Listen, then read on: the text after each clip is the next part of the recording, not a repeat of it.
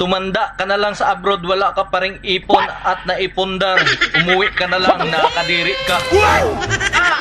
Bini mo nga nung wala may ipon nga mga OFW, tistingig abroad para makabalo ka. Wow Kung naman! unsay kinabuhi o kung unsay sitwasyon sa mga abroad. Dali ra mangud kayo ninyong istoryahon nga abroad mi, wala mi ipon, wala mi kwarta, kay wa man ninyo matistingi ang kinabuhi diri sa abroad.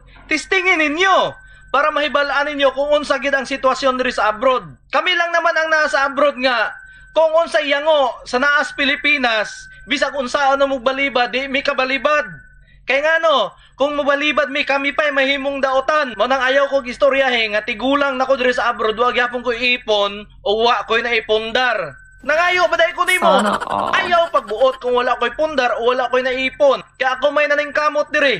Ako may nagbulad-bulad o init diri para makakwarta ko. O bahin sa pundar o ipon, dili na lang mi mag-expect. Kay kaming naa sa abroad, kada unsa yango-ngo sa nabilin sa Pilipinas, di gyud mi kabalibad. Dali ra kayo mi mo istorya nga wala mi kwarta. Pero pag naa mi kwarta, magunahon na mi. Igo ra mi moingon nga wala mi kwarta. Pero taod-taod tuan nagpadala. Mo nang ayaw gyud istorya nga nanigulang na lang mi diri sa abroad, wala gyapon mi ipon.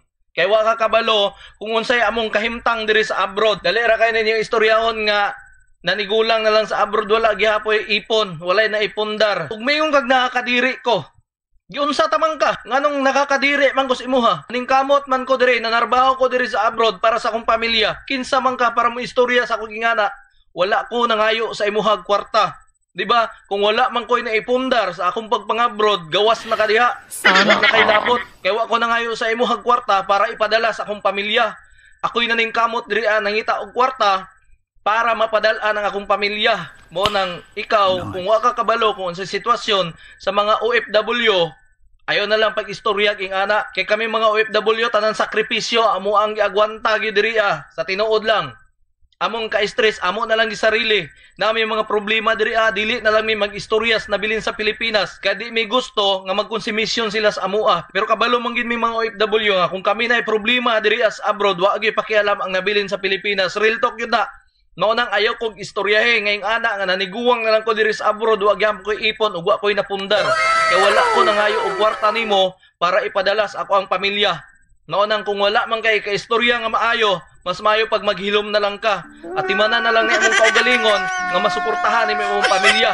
Kaysa manghilabot ka sa kinabuhi namong mga OFW kung wala man mi ipon o wala mi naipundar. Kay kami ang naningkamot diri dili ikaw. Ha? Kasabot ka?